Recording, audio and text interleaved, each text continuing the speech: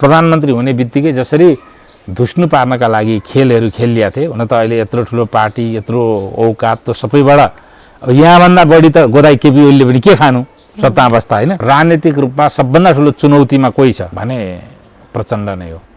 यस्तो संसारमा कमै इतिहास देख्न पाइन्छ। सबै पोलिटिकल एजेन्डा आफ्नो स्थापित भएर इलेक्टोरल पोलिटिक्समा यसरी आफै नै सङ्कुचित हुने स्थिति चाहिँ कमै ठाउँमा आउँछ होला दुनियाँमा। उहाँको त्यो स्थिति छ अहिले। र माधव नेपालजीको जोखिम उठाउने क्षमता र प्रवृत्ति दुइटै देखिएन र उहाँसित लगभग अर्को पार्टी गठन गरेर आफ्नो सान्दर्भिकतालाई झन् सङ्कुचित बनाउनुभन्दा केपी ओलीसित आत्मसमर्पण गरेर जीवनको यो अध्यायमा आएर आफ्नो सान्दर्भिकता र औकात जति रहन्छ त्यो नै ठुलो हुन्छ भन्ने सायद गणित पनि भयो। अस्ति संसद पुनर्स्थापना नभएको भए त्यसले चाहिँ संविधान विस्थापनको प्रक्रिया अगाडि आउने सम्भावना थियो। जसले किम जोङ उनलाई रोल मोडल मानेर नेपालको राजनीतिमा गरिरहेको छ त्यसले संसदीय प्रणालीलाई खुइल्याउँछ खोइ। चिन्तनगत रूपमा काङ्ग्रेसले गिरिजाप्रसादकै पालामा आफूलाई पूर्ण रूपेण परिवर्तन गरिसक्यो। काङ्ग्रेस भनेको बिपी कोइरालाको पालाको काङ्ग्रेस होइन। अब अहिलेको राजनीतिक परिस्थिति र संवैधानिक परिस्थिति हेर्दा एजेन्डाको हिसाबमा प्रचण्डकै जित हो। अहिलेको मौजुदा परिस्थितिबाट निर्वाचन हुने हो भने एमाले र काङ्ग्रेस बाहेकका दलहरूको दयनीय स्थिति हुन्छ। त्यसकारण यहाँ जे भए पनि नकारात्मक चिज जति अमेरिका र भारतको टाउकामा अनि सकारात्मक हाम्रो चाइनाको टाउकामा राखिदिने र हाम्रो चाइनाको काखमा फ्यालिदिने कम्युनिस्ट स्कुलको एउटा त एकाङ्गी होइन समर्पणवादी सोच छ। शासनमा जम्न नसकेको र शासनलाई आफ्नो नियन्त्रणमा र आफ्नो पकडमा राख्न नसकेका व्यक्ति चाहिँ प्रचण्ड हुन् अहिलेको अवस्थामा। अहिले केपी ओली इतिहासमा अद्वितीय भएर स्थापित हुने हो भने तुरुन्तै नेकपा एमालेलाई कुनै गैर कम्युनिस्ट पार्टीको नामाकरण गरेर उहाँले लिबरल कन्जर्भेटिभ कित्ताकोमा अगाडि बढाउनु हो भने राष्ट्रका लागि त्योभन्दा ठुलो देन केही हुने छैन।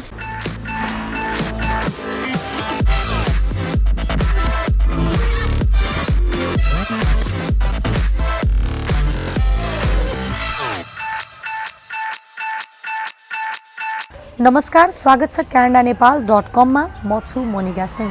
तपाईँ हेर्दै हुनुहुन्छ कार्यक्रम सार्थक प्रश्न र आज सार्थक प्रश्नमा हामीसँग कुराकानी गर्नका लागि राजनीतिक विश्लेषक लेखक अरुण कुमार सुवेदी हुनुहुन्छ।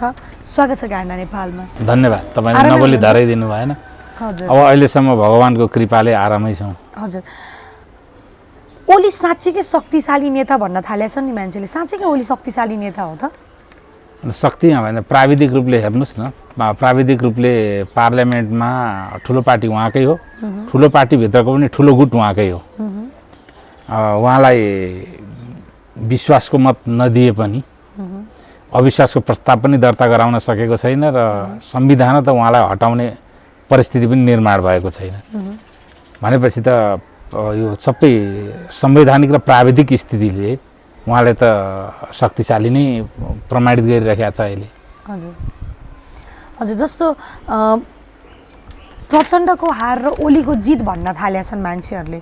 अहिले राजनीतिक गर्ने मान्छेहरू भनौँ या आम नागरिकले पनि या विश्लेषकहरूले पनि धेरैजनाले चाहिँ यो जुन अहिले पछिल्लो समयको राजनीतिक घटनाक्रमहरूलाई हेर्दै जाँदाखेरि ओलीको जित भयो र प्रचण्डजीको हार भयो भन्न थालिसकेपछि तपाईँलाई के लाग्छ? साँच्चै ओलीको जित र प्रचण्डजीको हार भयो? होइन, अहिले मुलुकको यस्तो अवस्थाबाट अन्तर्राष्ट्रिय स्तरमा पनि यस्तो प्रकारको परिस्थितिमा यो राष्ट्रिय राजनीतिका पात्रहरू त्यो पनि राष्ट्रिय राजनीति मार्फत मुलुकलाई एउटा दिशामा लिएर जान नसक्ने र उहाँहरूकै घर झगडा र आपसी झगडाले गर्दाखेरि मुलुक र सिङ्गो पीडित भइराखेको बेला उहाँहरूकै बारेमा कुरा गर्नु पर्दाखेरि मलाई आफूलाई पनि बडो पीडाबोध भएको छ।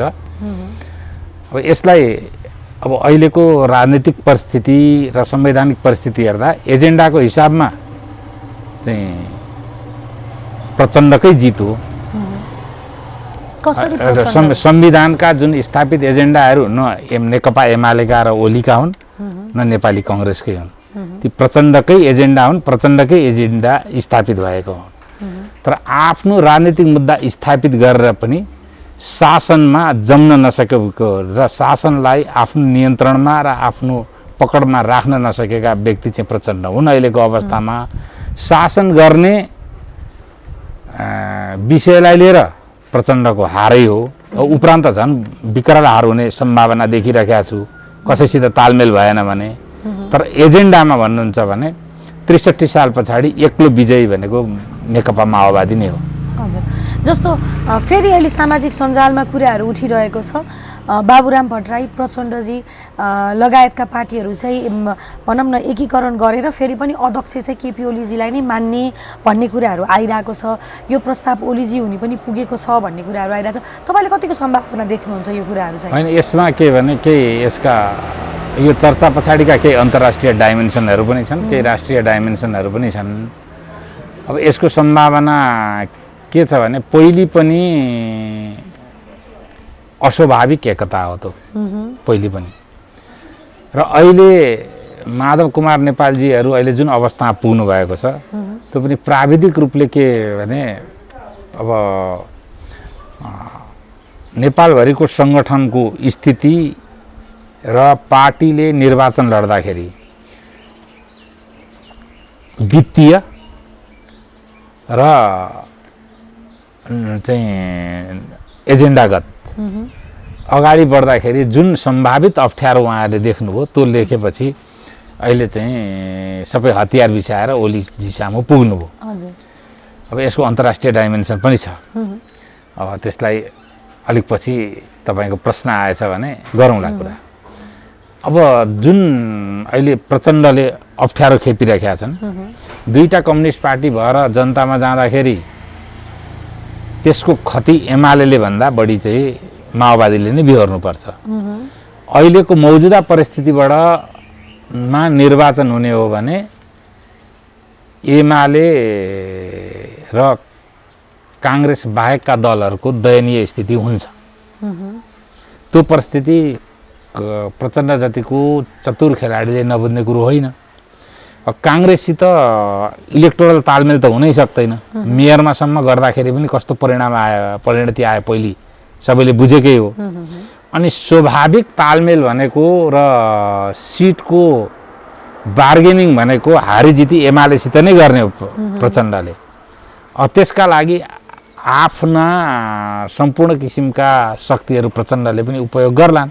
बाबुरामजीको बारेमा यसै भन्न सक्दिनँ, तर बाबुरामजीले पनि राष्ट्रिय राजनीतिमा आफ्नो सान्दर्भिकता स्थापित गर्ने हो भने अब इलेक्टोरल पोलिटिक्समा आफ्नो मात्रै बलबुत्ताबाट उहाँको सान्दर्भिकता स्थापित हुने स्थिति देखिँदैन। पहिले पनि काङ्ग्रेसले जिताएको। अब अहिले आएर उहाँले पनि त अब काङ्ग्रेसले अब फेरि उहाँलाई जिताउने स्थिति त रहेन अहिले। अब फेरि अब काहीँ न काहीँ कसैको त शरणागत हुनै पर्यो। अहिले नेकपा एमाले र काङ्ग्रेसलाई छाड्ने हो भने पहाडी क्षेत्रमा त एकदमै लिमिटेड 2-3 सिट कहीँबाट परिहाल्यो भने मात्रै हात हो। फर्स्ट पास्ट द पोस्टमा नभए पर्ने स्थिति माओवादीको छैन।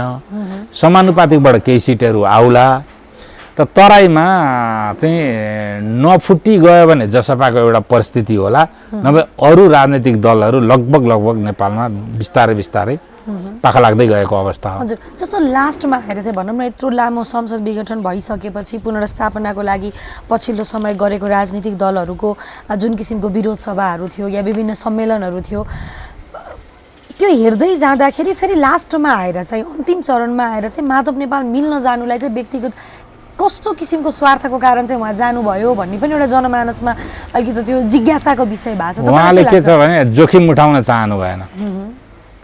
उहाँले राजनीतिमा जोखिम उठाउने किसिमका एक किसिमको नेतृत्वको मनोविज्ञान हुन्छ। जस्तो गिरिजाप्रसाद कोइराला हुनुहुन्थ्यो, उहाँ जोखिमै उठाउने मान्छे हो, राजनीतिक जोखिम उठाउने मान्छे हो। शेरबहादुर ओलीले पनि पहिलो फेजमा राजनीतिक जोखिम उठाउने धेरै त्यस्तो कामहरू गरेका छन्, जोखिम उठाएकै हो शेरबहादुरजीले पनि। र अर्को जोखिम उठाउने प्रवृत्ति केपी ओलीमा अहिलेका समसामयिक नेताहरूमा देखिन्छ। त माधव नेपालजीको जोखिम उठाउने क्षमता र प्रवृत्ति दुइटै देखिएन र उहाँसित लगभग अर्को पार्टी गठन गरेर आफ्नो सान्दर्भिकतालाई झन् सङ्कुचित बनाउनुभन्दा केपी ओलीसित आत्मसमर्पण गरेर जीवनको यो अध्यायमा आएर आफ्नो सान्दर्भिकता र औकात जति रहन्छ त्यो नै ठुलो हुन्छ भन्ने सायद गणित पनि भयो एउटा। अर्को चाहिँ अब अन्तर्राष्ट्रिय डाइमेन्सनबाट हेर्दाखेरि कम्युनिस्ट पार्टीलाई फुटाएर भन्दा जुटाएर नै नेपालको भू रणनीतिक परिस्थितिमा आफ्नो बार्गेनिङ क्यापासिटीहरू बढ्छ। अहिले अरूको जे जस्तो चाख भए पनि आफ्नो पनि चाख केही न केही सम्बोधन हुन्छ भन्ने स्थितिमा चिनियाहरू पहिलेदेखि पुगेको हो र उनीहरूले पनि म्यासिभली वर्कआउट गरिरहेका थिए। त्यही वर्कआउट अन्तर्गत काहीँ न काहीँको ग्लुले काम गर्यो होला। अहिले पनि हेर्नु न, केपी ओली अडानबाट पछाडि नहटिरहेको अवस्था छ। माधव नेपालजीहरू जेठ 2 गतेभन्दा आजको अवस्थामा जाने भनेर प्रचार गरिराख्नु भएको छ। स्थिति मिलिरहेको छ, अवस्था चाहिँ देखिँदैन। तर पनि उहाँहरूले हतियार बिसाउनु भयो र अब बच्चै खुचेको जुन अवस्था हुन्छ नेकपा एमाले भित्रै त्यसैमा सन्तोष गर्नुपर्ने, त्यसैमा गुर्र किटकिट गरेर बार्गेनिङ गरेर आफ्नो सान्दर्भिकता र आफ्नो राजनैतिक भागीदारी बढाउने रणनीतिमा उहाँहरू लाग्नु भएको जस्तो देखिन्छ। होइन भने त्यहाँभन्दा अगाडिको जस्तो प्रकारका एक्सचेन्जहरू भए त्यो एक्सचेन्जको आधारमा त एकअर्काको मुखै पनि कसरी हेर्ने होला सँगै बसेर भने जस्तो स्थिति त विकसित भएकै हो नि पहिले। हजुर, जस्तो पछिल्लो समय चाहिँ चीनले चाहिँ कम्युनिस्ट पार्टी एक होस् भन्ने किसिमको क्रियाकलापहरू देखायो, आफ्नो जुन पनि तरिकाको सक्रिय भएर नेपाली राजनीतिमा देखायो। तर इन्डियाले चाहिँ कम्युनिस्ट पार्टी एक नहोस् भन्ने काहीँ न काहीँ चाहिरहेको थियो पहिलेदेखि नै भन्ने कुराहरू पनि सामाजिक सञ्जालमा छापछाप्ती देख्न पाइन्थ्यो। सञ्जालको कुरालाई त सिरियसली नलिउँ। नेताहरूले ट्विटरमा आफ्नो ह्यान्डलमै लेखेका छन् भने ती कुराहरूलाई हामीहरूले गर्ने हो र अलिकति सामाजिक व्यक्तित्व जसको क्रेडिबिलिटी छ तिनीहरूले लेखेको न। सञ्जालको हल्लाको कुरामा त आधिकारिक न्युजहरू पनि अब त्यो र सञ्जाल र तपाईँहरूको चाहिँ अनलाइनहरूको न्युजहरूले मात्रै त त्यत्रो अनलाइन भनेर सबैलाई मैले एउटै बास्केटमा राखेँ होइन, त्यत्रो धेरै त्यसले तवज्जो राख्दैन होइन। तर वास्तविकता कुरो के हो भन्नुहुन्छ भने कम्युनिस्ट हुने बित्तिकै एउटा मनोवैज्ञानिक समर्पणवादी त भइ नै हाल्छ चाइनाप्रति। त्यसकारण चाहिँ हाम्रो चाइना भन्ने फिलोसफी जबरजस्त रूपमा मार्क्सिस्टहरूमा निर्माण भएको छ विगत केही कालदेखि। र उनीहरूको उद्भवै कसरी भने भारत र अमेरिकाको विरोध गर्ने, प्रजातान्त्रिक शक्तिहरूको विरोध गर्ने, यो दुईटा स्कुलको भावभूमिमै कम्युनिस्ट शक्तिहरूको उत्पव भएको र विकास भएको हो। त्यसकारण यहाँ जे भए पनि नकारात्मक चिज जति अमेरिका र भारतको टाउकामा अनि सकारात्मक हाम्रो चाइनाको टाउकामा राखिदिने र हाम्रो चाइनाको काखमा फ्यालिदिने कम्युनिस्ट स्कुलको एउटा त एकाङ्गी होइन समर्पणवादी सोच छ। अब मार्क्सिस्टहरूको यत्रो ठुलो चाहिँ वर्चस्व छ होइन, अखबारदेखि लिएर सारै कुरामा, अखबारको एडिटोरियल लाइनदेखि लिएर चाहिँ समाज व्यवस्थापन, मस्तिष्क व्यवस्थापनसम्ममा मार्क्सिस्टहरूको यत्रो वर्चस्व भएको बेला र संविधानै उनीहरूको नारामा आएर स्थापित भएको बेला अनि त्यस्तो प्रकारको प्रचार आउनु, त्यस्तो प्रकारको जनताहरूमा प्रोपोगन्डा फिजाउनु यो त भइ नै रहन्छ र हुन्छ, यो स्वाभाविक हो। हजुर, इन्डियाले नै फेरि पनि प्रधानमन्त्री ओलीलाई नै बनाउनुमा पनि एउटा नरेन्द्र मोदीको भनौँ या भारतको एउटा व्यक्तिगत स्वार्थ छ भन्ने कुराहरू पनि सुनिराखिन्छ। नरेन्द्र मोदीको त व्यक्तिगत स्वार्थ के हुनुहुन्छ र भारतको राष्ट्रगत स्वार्थको कुरा भन्नुहुन्छ भने नेपाल भू राजनीतिक र भू रणनीतिक हिसाबले, भूसामरिक हिसाबले भारतको सबभन्दा कमजोर कडी हो। नेपालको जोग्राफीबाट भारत जहिले पनि डिफेन्सिभ हो। त्यसकारण नेपालमा अलिकति सानोतिनो घटनाले पनि भारतलाई नराम्ररी प्रभावित पार्छ। भएर चीनको हकमा त्यो होइन, हाम्रो जोग्राफिकल ब्यारियरै एउटा यस्तो छ कि चीनमा हाम्रो फ्रिक्वेन्ट एक्सचेन्जहरू हुन सक्दैन। धेरैवटा नाका हाम्रो त सर्वकालिक नाका पनि छैनन् चीनसँग जोडिने।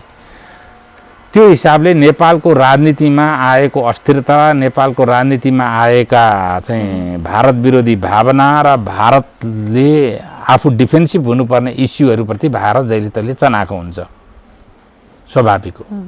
र भारतको जहिले तहिले यो सेकुलरिजमको बारेमा भारतको खास गरिकन मोदीजीको ठुलो रिजर्भेसन पहिलेदेखि हो र संविधानप्रति पनि रिजर्भेसन हो। मैले बारम्बार भनेको छु, त्यो कुरै छैन। त्यसकारण नेपालमा केमोफ्ल्याजको हिसाबले होस् कि दिलैदेखि भनेको होस्, यो संविधानप्रति रिजर्भेसन राखेर सांस्कृतिक राष्ट्रियताप्रति अलिकति पनि इन्क्लिनेसन भएको कुनै पनि व्यक्ति छ भने त्यसप्रति सद्भाव स्वाभाविक रूपमा बिजेपीको हुन्छ, सङ्घ परिवारको हुन्छ। यो लुकाएर लेख्नुभयो। अब कम्युनिस्ट नेताहरू हुन त उहाँले ईश्वरको नाम पनि लिनु भएन, ईश्वरको नाम नलिएपछि प्रतिज्ञासम्म शब्द पनि प्रयोग गर्नु भएन। अब वैधानिक रूपले त अमेरिकाको जो बराक ओबामाले दोहोऱ्याए जस्तो उहाँले चाहिँ शपथ दोहोऱ्याउनु पर्ने परिस्थिति चाहिँ हो अहिले, तर नेपालमा जे पनि छुट्छ। तर त्यति गरिरहँदाखेरि पनि उहाँले नेपालको संस्कृतिलाई अतिक्रमण मार्फत अथवा समाप्त गर्ने परिस्थिति र सम्वर्धन गर्ने परिस्थिति दुईटैलाई चाहिँ समाप्त गर्ने परिस्थितिलाई निरुत्साहित गर्ने र सम्वर्धन गर्ने परिस्थितिलाई अलिकति पनि कसैले संरक्षण गरेर कम्युनिस्ट नेताहरूमा भने त्यो केपी ओली नै हो। त्यसमा तपाईँ त माधव नेपाल र प्रचण्डसित त एकदम झनै दूर दरारको पनि उहाँहरूसित छैन, के कुनै प्रकारको अपेक्षा छैन। केपी ओली त्यसमा सेटल हुनुभयो भने कमसेकम नेपाली कङ्ग्रेसलाई पनि सेटल गराउन सकिन्छ र नेपालको संविधानका विवादास्पद र सन्देहास्पद मुद्दालाई परिवर्तन गर्न सकिन्छ कि भन्ने झिनो आश पक्कै चाहिँ त बिजेपीको पनि छ, भारतको पनि छ अहिले। त्यो स्वाभाविक हो, मलाई स्वाभाविक रूपमा लिन्छु। यसमा अमित शाहले त बोलेकै छन् नेपालमा पनि एउटा कन्जर्भेटिभ त्यस्तो प्रकार सांस्कृतिक राष्ट्रवादी शक्ति चाहियो भनेर। अब यसै सिलसिलामा हेर्दाखेरि कमसेकम शेरबहादुर कङ्ग्रेस पार्टी र केपी ओलीको 2/3 बहुमत भए त्यो सम्भावना हुन्थ्यो कि भनेर त्यसको लागि पनि एक किसिमको अभ्यास भएको। तर काङ्ग्रेसभित्र पनि यो अहिलेको संविधानलाई महान उपलब्धि मान्नेहरूको एउटा जत्था छ, त्यसले शेरबहादुरलाई ब्रेक लगाइरहेको छ। कम्युनिस्टभित्र एमालेभित्र पनि त्यो जत्था छ, एउटा जत्था छ नि केपी ओलीको आज्ञाकारी जत्था, एउटा यो संविधानलाई महान उपलब्धि भन्ने जत्था माधव नेपालजीहरूको।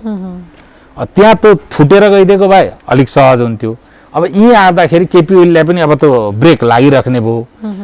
अब लगभग यो संविधानलाई सबभन्दा ठुलो उपलब्धि भन्ने कुरामा कुनै विवाद छैन प्रचण्डमा, त्यही विवाद जसपामा पनि छ। महान उपलब्धि भन्ने बाबुरामजी र चाहिँ उपेन्द्र यादवजीहरू। यो पोलराइजेसनमा स्वाभाविक रूपले भारतको इन्क्लिनेसन चाहिँ सांस्कृतिक राष्ट्रवादतिर जो नजिक छ त्यतापट्टि देखियो। चाइनाको नितान्त रणनीतिक मात्रै देखियो चाइनाको।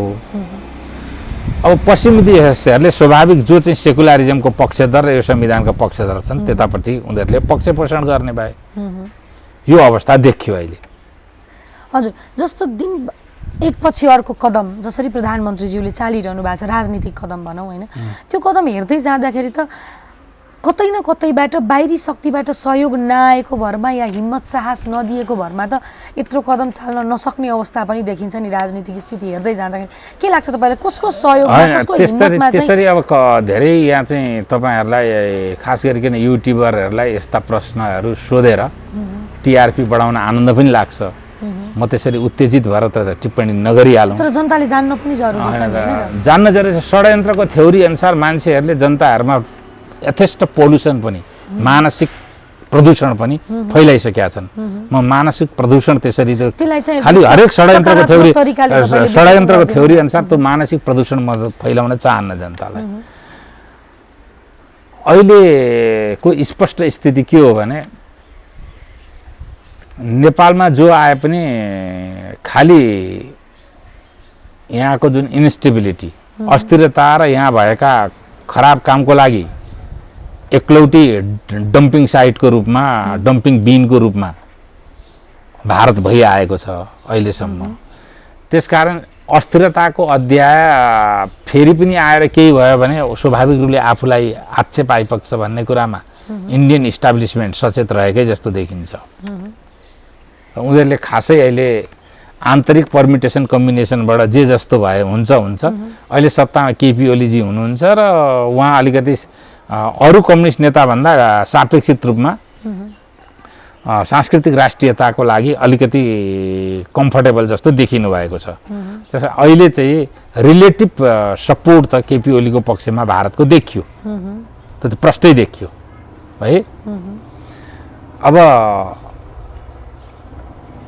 कुनै पनि संवैधानिक प्रावधान अनुसार केपी ओली विस्थापन हुने परिस्थिति नआएको र केपी ओलीजीले खास गरिकन यो एमसिसी को मुद्दा अगाडि लिएर आफूलाई त्यो मुद्दालाई प्रतिष्ठाको विषय बनाएपछि जुन पोहोर चैत वैशाखदेखि चिनियाहरूले कम्युनिस्ट पार्टीभित्र नै नेतृत्व परिवर्तनको अभ्यासमा खुला रूपमा आएका थिए। अहिले आएर त्यसबाट ब्याक भएर कम्युनिस्ट पार्टी एकीकरणै भइरहोस् तर केपी ओलीलाई विस्थापन गर्दाखेरि कसै गर्दा पनि विस्थापन हुने परिस्थिति निर्माण नभइसकेपछि उनीहरू ब्याक भएर अहिले चाहिँ जुन माधव नेपालजीहरूलाई स्वाभाविक रूपले ती स्थापित गरेर र प्रचण्डसित पनि एक किसिमको कम्फर्टेबल रिलेसन बनाइदिएर तीभित्र बार्गेनिङ गराउने बरु तीभित्र आफ्नो इन्ट्रेस्टहरू इम्प्लान्ट गर्ने परिस्थितिमा चाइनिजहरू पनि गएको जस्तो देखिन्छ। अब वेस्टले त संविधानै आफ्नो मुद्दामा लिएर आइदिएकै छ। त्यो मुद्दालाई अब यहाँका राजनीतिज्ञहरू कतिपय चीनको ब्याकअप भए पनि भारतको ब्याकअप भए पनि त्यो मुद्दामा जबसम्म उनीहरू प्रतिबद्ध भइरहन्छन् त्यो भइरहन्जेलसम्म खास माइक्रो म्यानेजमेन्टमा आइराख्नुपर्ने स्थिति देखिँदैन पश्चिमको। त्यसमा अहिले यो स्थितिले गर्दाखेरि चीनको पनि बाध्यात्मक रूपमा केपी ओलीको निरन्तरतामै आफ्नो चाक सम्बोधन गर्नुपर्ने परिस्थिति निर्माण भएको। भारतको पनि रहेका राजनीतिक नेताहरू मध्येमा चाहिँ जुन आफ्नो चिन्तन छ त्यो चिन्तनको आधारमा केपी ओली नै अलिक नजिक भएको हुनाले भारतसित पनि विकल्प छैन, चीनसित पनि विकल्प छैन। निर्विकल्पताको आधारमा केपी ओलीलाई दुईटैको समर्थन भएको परिस्थिति देखियो अहिले आएर।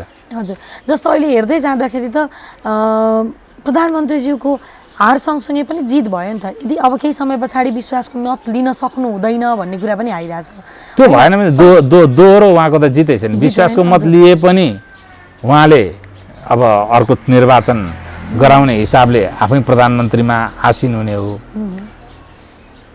देशलाई डेलिभरी के भएको छ भन्ने कुरो त अर्को मूल्याङ्कनको विषय होला र अर्को निर्वाचनमा त्यो मूल्याङ्कनका आधारमा जनताले अभिमत प्रकट गर्लान्। अब निर्वाचन भयो भने पनि त पहिले मैले निर्वाचन घोषणै गरेको यो त राजनैतिक रूपले त हैन जस्टिफाई भयो भनेर भन्ने स्थिति आउँछ। दुईटै अवस्थामा केपी ओलीजीको अहिले जित भयो। उहाँलाई पहिले प्रधानमन्त्री हुने बित्तिकै जसरी धुस्नु पार्नका लागि खेलहरू खेलिया थिए, हुन त अहिले यत्रो ठुलो पार्टी यत्रो औकात त सबैबाट अब यहाँभन्दा बढी त गोदाई केपी ओलीले पनि के खानु सत्ता अवस्था होइन, त्यो सबै त भएकै हो। तर त्यसका बावजुद पनि अहिले आएर उहाँले आफूलाई चाहिँ अड्याउन सफल हुनुभएको छ। यस किसिमले दुईटै चित पनि पट पनि केपी ओलीको त तुरुन्तको पोलिटिकल अवस्थामा चाहिँ छ। तर ओभरअल त्यो स्थिति चाहिँ के भयो भने अस्ति संसद पुनर्स्थापना नभएको भए त्यसले चाहिँ संविधान विस्थापनको प्रक्रिया अगाडि आउने सम्भावना थियो। त्यो सम्भावना चाहिँ अब लगभग समाप्त भएर संविधानले स्थायित्व पायो। अब यो संविधानले स्थायित्व पाएपछि संविधान त यसैका विशेषताले नेपाली समाज र नेपाली देशलाई जे हानि पुर्याउनु थियो त्यो हानि पुर्याउन त पुर्याउँछ तर संवैधानिक स्थायित्व चाहिँ प्राप्त भयो र यो संविधान एज इट इज स्थायित्वको चरणमा प्रवेश गरेको हुनाले यसमा राजनीतिक मुद्दाको हिसाबले मैले त अस्ति एक ठाउँ भनि पनि सकेको छु, प्रचण्ड, बाबुराम भट्टराईजीहरू, उपेन्द्र यादवजीहरू, रामचन्द्र पौडेलजीहरू बधाईका पात्र हुनुहुन्छ। यो संविधानलाई ओन गर्ने उहाँहरू नै हो। हजुर, जस्तो अब यत्रो समयको राजनीतिक अवस्था हेर्दै जाँदा तपाईँले काङ्ग्रेसको स्ट्यान्ड चाहिँ भनौँ या काङ्ग्रेसलाई चाहिँ कुन ठाउँमा कुन स्थानमा पाउनुहुन्छ? काङ्ग्रेसको कस्तो भूमिका? काङ्ग्रेसले चिन्तनगत रूपमा काङ्ग्रेसले गिरिजाप्रसादकै पालामा आफूलाई पूर्ण रूपेण परिवर्तन गरिसक्यो। काङ्ग्रेस भनेको बिपी कोइरालाको पालाको काङ्ग्रेस होइन। अब एकदमै पुरा सैद्धान्तिक आधारमै काङ्ग्रेस सेकुलारिस्ट, गणतन्त्रवादी र अब प्रो लेफ्ट, पूर्ण रूपेण प्रो लेफ्ट पार्टी हो। बिपी कोइरालाको पालाको काङ्ग्रेस भनेको पोलिटिकल एजेन्डामा प्रो राइट, अलिकति कन्जर्भेटिभ र इकोनोमिक एजेन्डामा चाहिँ सोसलिस्ट त्यस्तो पार्टी थियो। अब काङ्ग्रेस त्यो पार्टी रहेन, एउटा लेफ्ट पार्टी नै भएको हुनाले अब बहुदलीय संसदीय प्रजातन्त्रको प्रत्याभूतिको आधारमा एमाले र काङ्ग्रेसमा कुनै पनि प्रकारको भेद गर्नुपर्ने परिस्थिति चाहिँ आएन। नेपालमा कन्जर्भेटिभ मुद्दा र नेपालको सांस्कृतिक राष्ट्रियता र पहिचानसँग सम्बन्धित मुद्दा चाहिँ अहिले लावारिस परेका छन्। यसलाई भोट ब्याङ्कको रूपमा केही कम्युनिस्ट पार्टीहरूले लेफ्ट पार्टीहरूले नै प्रयोग गरिरहेका छन्, तर यी मुद्दाहरू अहिले लावारिस परेका छन्। अहिले हजुर, जस्तो जसपा पार्टीभित्र पनि विवाद छ नि होइन, आफ्नै पार्टीभित्रका मैले अघि भनिसकेँ। हजुर, जसपा पार्टी फुट्न सक्ने सम्भावना कतिको देख्नुहुन्छ? किनभने आफ्नै पार्टीभित्रका कुरा होइन, अब यसलाई एउटै एन्सर मात्र, फुटाए फुट्छ, जुटाए जुट्छ। हजुर, प्रचण्ड त्यहाँभन्दा अरू केही पनि छैन। हजुर, जस्तै प्रचण्डजीले चाहिँ अहिले जनताहरू सामु चाहिँ पार्टी चलाउनलाई मलाई सुझाव दिनु पर्यो भन्दै हुनुहुन्छ होइन, तपाईँले सुन्नु पनि भयो होला केही समय अगाडिदेखि नै। के सुझाव दिन चाहनुहुन्छ प्रचण्डजीलाई? कसरी अब माओवादी केन्द्र चल्यो भने या कसरी अगाडि बढ्यो भने चाहिँ उहाँलाई मेरो एउटै सुझाव छ।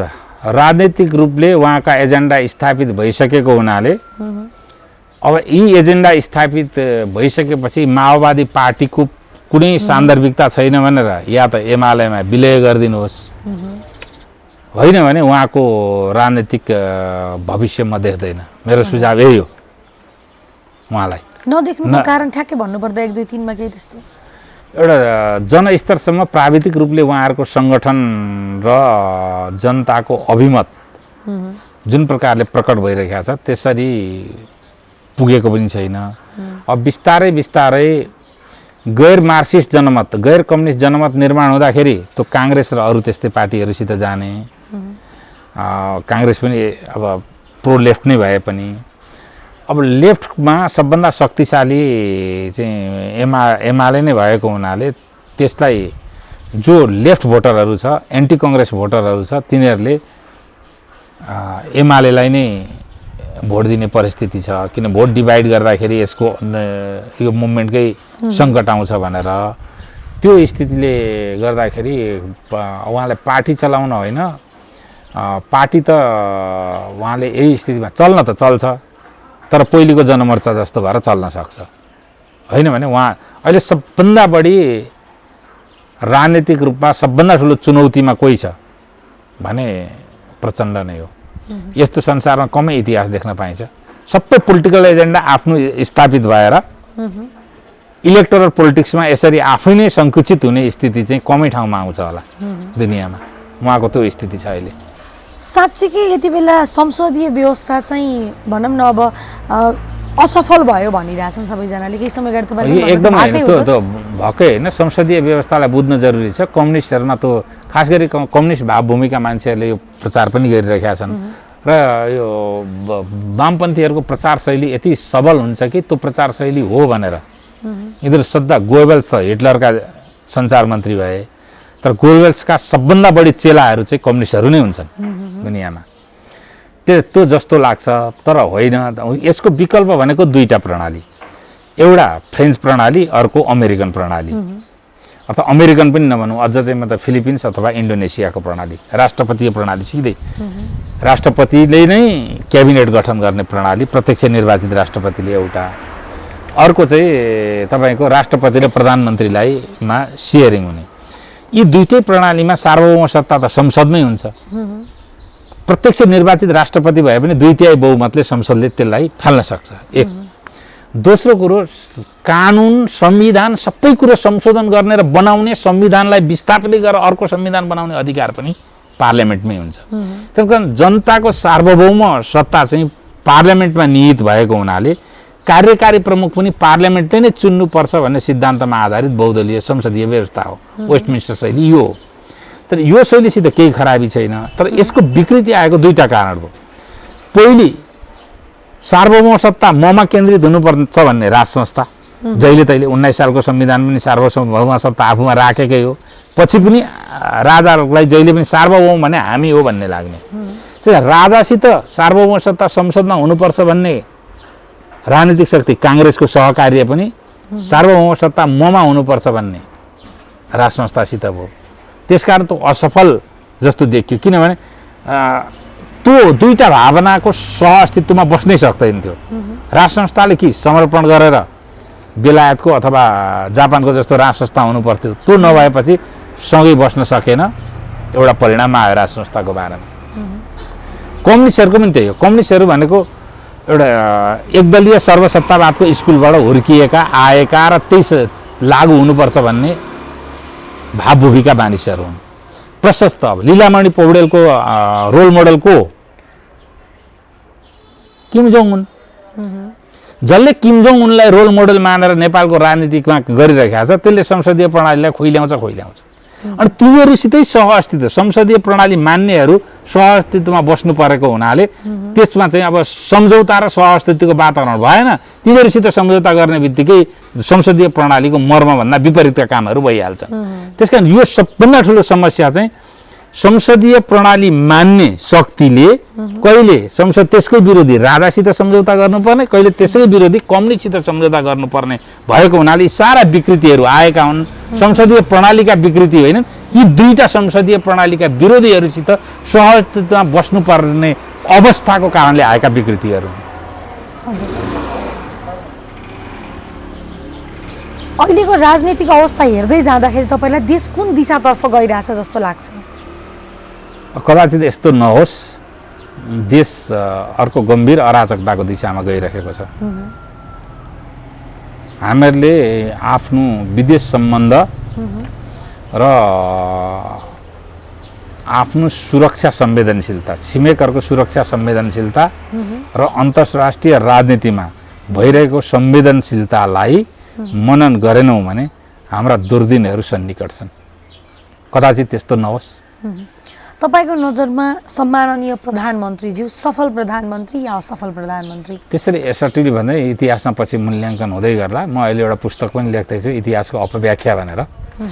गिरिजाप्रसादसम्म अब जसको इतिहास बनिसक्यो तिनीहरूको बारेमा लेख्छु। उहाँहरूको इतिहास केही बनिसक्यो, अब बन्न बाँकी छ। त्यसकारण अहिले नै म यसो कुरा नभनौँ।